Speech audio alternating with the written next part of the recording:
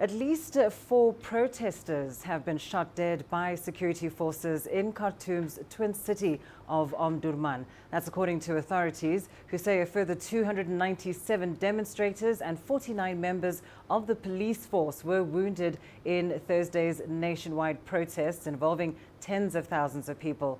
Security forces reportedly fired tear gas and stun grenades at the demonstrators who were marching towards the presidential palace. Thursday's protest marked the 11th round of major demonstrations since an October 25 takeover that saw Abdallah Hamdok removed and then reinstated as Prime Minister.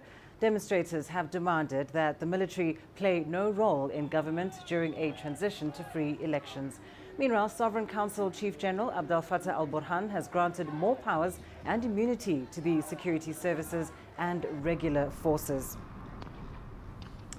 Right, let's bring you more details on this. We go live now to Khartoum, where Musab Mohsin Ibrahim is standing by. Musab, reports indicate that up to 4 people were shot dead in yesterday's protests.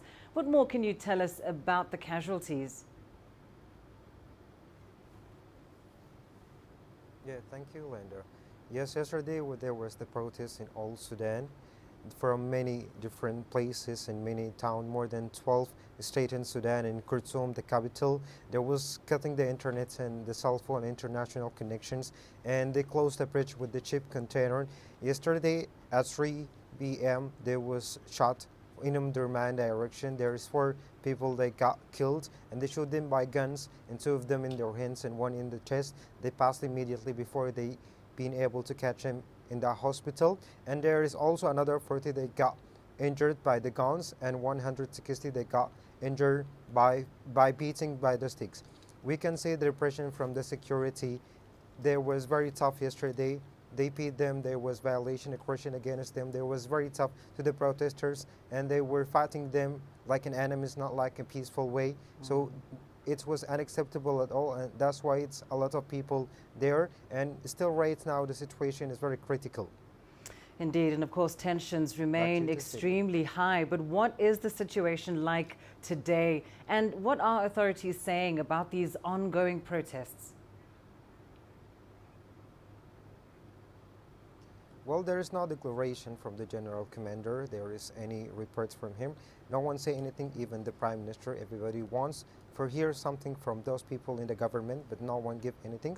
But the counsel for the general commander, he say the way we're going the street and asking, this is not a good way. This is kind of wasting, and we're moving to our country to a bad place. This is not gonna be good for both of us. The only situation is, and the only solution, he can say this, is like to sit together and make a new agreement, sit together for dialogue again. That's what they say. Well, let's hope that the time for negotiations is still with us. Thank you so much, Musab Mohsin Ibrahim, reporting live there from Khartoum in Sudan. Now let's go to West Africa now. A conference tasked with proposing a timetable for elections in Mali is recommending a delay. It says polls should be delayed for between 6 months and 5 years due to insecurity. Initially, the transitional government led by Colonel Assimi Goïta had agreed to steer Mali through democratic elections in February of 2022. It's now blaming the lack of progress on disorganization and the insurgency in the north. Goïta's government has said it will consider the conference's recommendations and issue an election calendar by the end of January. The transition government has been in power since May, following the overthrow of President Ibrahim Boubacar Keïta. Regional bloc ECOWAS has since imposed sanctions on the coup leaders, with threats to introduce more if government does not stick to holding elections in February. Well, what does this portend for Mali? Well, let's bring in Dr. Isaka Souare.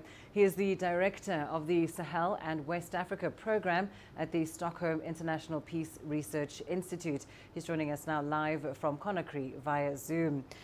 Doctor, if the transitional government decides to follow the recommendations of this conference and extend the transition period for up to 5 years, how might the government convince the regional bloc ECOWAS that this is necessary? I don't think they will go that route. I don't think they will go to 5 years. Not only the regional bloc, but also socio-political forces in the country. But as it is a range, 6 months to 5 years, it's unlikely that the elections that were originally scheduled for February would be held at that time, at that date. But I think something closer to 6 months or perhaps higher than that, but not approaching 5 years. I don't think so. Well, certainly one of the tools that ECOWAS has employed in trying to mediate the situation is slapping sanctions on some of the coup leaders. They have threatened that there could be even more sanctions. What's the likely impact of this approach on Mali's population and the country's economy? Well, this is the third time, the third military coup in Mali in recent years, and one was in 2012, during which ECOWAS imposed harsh sanctions, blockading the country, and there were dire consequences for the population. That is the reason why ECOWAS is trying to limit the effect of sanctions to the ruling actors, that is the government and those associated with the government. So with the travel bans and asset freezes, if the date that the transition authority will come up, as they say, at the end of January, is not consensual first in Mali, I think that will embolden ECOWAS in its move to impose sanctions. And also ECOWAS would then be able to garner the support of other actors of the international community, particularly the European Union, and that could hit hard the Malian authorities. Of course, if they are hit hard, there can be some consequences for the populations, but I think ECOWAS are trying to minimize any effect their sanctions may have on the populations. Oh, well, indeed. Well, thank you so much for that analysis. We've been speaking to Dr. Isaka Soare, joining us there via Zoom from Conakry. Now, Francophone Africa has seen many changes over this last year, from coups to a continued rise in militant attacks. The region's relationship with its former colonial master, France, is also changing. CGTN's Asta Tal breaks this down for us. 2021 was quite the year for Franco-Africa relations. In the Sahel, France announced a major change to how it would support countries in their fight against terrorism. France entered the region in 2013 when it helped Mali quell a growing insurgency in the country's north. This year it announced that it would close down Opération Barkhane in the first quarter of 2022. It pledged to maintain a military presence in the region, looking to find other partners to support its efforts in the Sahel. Mali, led by a military junta, began seeking partnerships of their own, engaging with the private Russian security firm Wagner. France strongly condemned the move. France has learned lessons from the Wagner Group's involvement in the Central African Republic, where it was more or less caught by surprise, and saw these companies getting involved in the CAR alongside the Russian government's involvement, and there France was caught by surprise, which is something clearly the French government would like to avoid, hence these very vocal opposition towards the Wagner Group. France has for long maintained a strong sphere of influence over its former colonies. Anti-government protests have grown this year in countries such as Burkina Faso, Mali, and Niger. Local populations have expressed frustrations at not only a lack of progress on the war against terrorism, a weak economy, but also France's involvement in their respective countries. It has to do with the modes of engagement of France in post-independence Africa. France is an actor in French-speaking Africa. As much as it could be a collateral damage, but France is also an actor. We know France commands a lot of influence in French-speaking countries. Sometimes this influence is a bit exaggerated, as at least as the way it is perceived in African public opinions. But the reality is that France had been, for the longest time, the most important trade partners of many French-speaking countries. While this may have been the case, Francophone Africa has continued to show a willingness to engage with other partners. What we see in Mali today is an attempt by an African country also to diversify its security partners to the ire of France. So it's a process that will have ups and downs, but I think France is becoming lesser and lesser influential in many African countries. And this is a fact that the French government will have to take into account. France has over the past year made overtures to reshape its relations with Africa. This includes hosting the France-Africa Summit in the French city of Montpellier. No African leaders were present. Instead, members of Africa's civil society, artists, entrepreneurs were among those invited. The French presidency said the summit looked to give Africa's youths a voice. And indeed, young Africans held French President Emmanuel Macron to task. As we head into 2022, it remains to be seen whether this and other efforts will be enough to maintain France's influence in the region. For now, I'm Asta Tal with CGTN in Nairobi, Kenya. The South African government has lifted a nighttime curfew between midnight and 4 a.m. with immediate effect. Minister in the presidency, Mondli Ngubele, issued the statement on Thursday.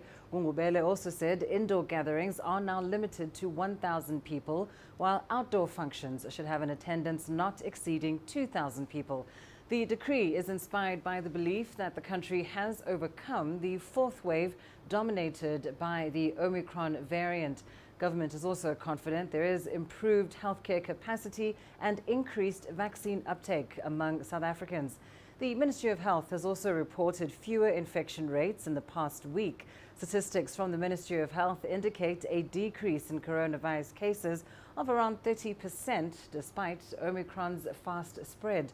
The numbers also show that there are fewer hospitalizations. Cabinet has, however, urged South Africans to remain vigilant in the fight against COVID, observing rules like wearing of masks. You are watching Africa Live. Here's what's still ahead on the program. In business, we look at Sudan's economic recovery journey and the turbulence it's faced this year. Join us as we travel the world welcoming the new year, highlighting the ceremonies and festivals of cultures across the globe. The year starts fresh with optimism, hope, and wishes for a brighter future. From bells and horns to grand fireworks to the quiet chime of a toast, every hour will showcase a new year beginning and what it means in that part of our diverse world. It's a New Year celebration right here on CGTN.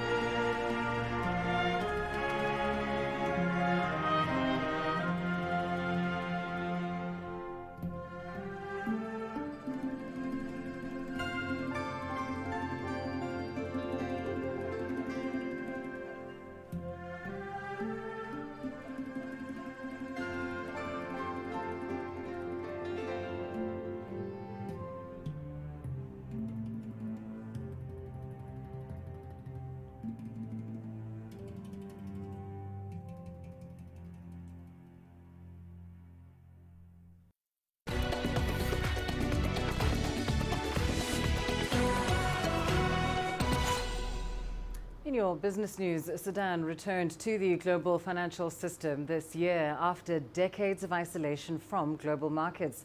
Its removal from the U.S. state sponsors of terrorism list in December 2020 set in motion its reintegration into the global economy. But as Naba Muhyiddin reports from Khartoum, a military takeover in late October has frustrated economic reform efforts.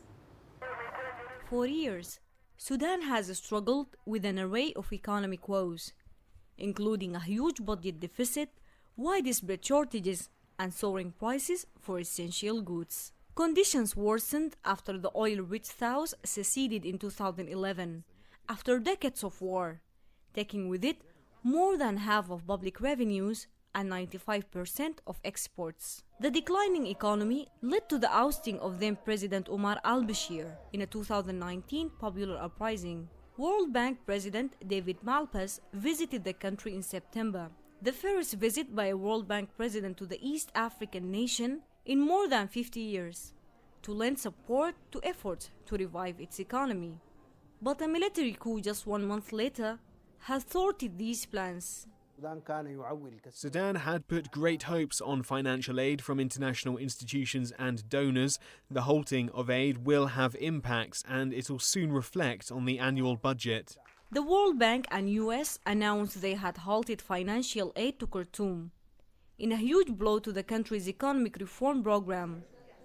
But independent analysts are hopeful for the future. The international community has negatively reacted to the October the 25th coup, but now it's returning to deal with Sudan, and I expect that relations will be fully retrieved by the beginning of the new year. Amid cautious return to the international community, Sudan's economy is still struggling. Economists predict a jump in the inflation rate, soaring prices, and food shortage that will affect 14 million Sudanese people next year. Earlier this year, Sudan cleared the final hurdle to securing much-needed relief through the IMF World Bank Highly Indebted Poor Countries HEPIC initiative, with $1.4 billion bridge loans to clear Khartoum's arrears to the fund. The country's foreign debt is estimated to be $60 billion. Sudan hopes the resumption of financial aid will help in the recovery of the overwhelmed economy and improve the lives of people living here. Naba Muhyiddin, CGTN, Khartoum, Sudan.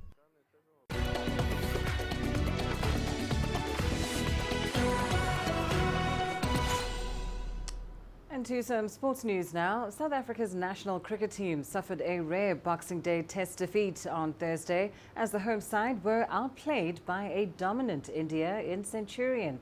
Chasing 305 for victory on the final day, the Proteas were bowled out for 197 as captain Dean Elgar provided the only resistance with 77 runs. CGTN's Sis du Plessis has more. South Africa suffered only their third Test defeat ever here at Supersport Park, as India proved why they are the top-ranked side in world cricket, inflicting a 113-run defeat on their hosts to claim their first ever Test series victory at the ground that has proved to be a fortress of late for the Proteas. But the visitors dominated proceedings from day one, outplaying their opponents and exposing the fact that the home side had a lack of red ball preparation time.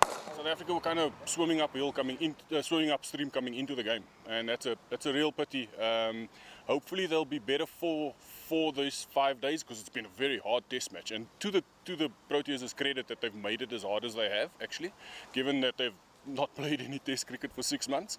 So they'll be better for it, and hopefully it leads to an improved performance next week. Elgar's Chargers will need to bounce back in Johannesburg next week if they are to keep the series alive and prevent India from winning their first ever series on South African soil. I don't think we're going to lack any confidence going into Joburg. It's never nice losing a game, especially when we know we actually went wrong. And it's difficult to correct those wrongs during a game. But hopefully, building up to the Wanderers test, the second test, we're going to have some time to reflect and learn around what's happened. But I don't think it's going to dent our confidence going forward. The visitors will take huge confidence into the highly anticipated second test that starts on the 3rd of January and will be eager to impose themselves at the bullring. The Proteas will need to make some personnel changes as star wicketkeeper batsman Quinton de Kock goes on paternity leave. Fast bowler Duan Olifir could come into the side to add some extra firepower to the bowling unit. It's a must-win for South Africa at a venue that India has previously enjoyed success. CS Du Plessis, CGTN, Centurion, South Africa. Into African football now. Tunisia coach Monde Kabaya has named a 28-man squad for next month's Africa Cup of Nations. Among the players is Manchester United teenager Hannibal Mejbri and 20-year-old Arsenal defender Omar Rekik.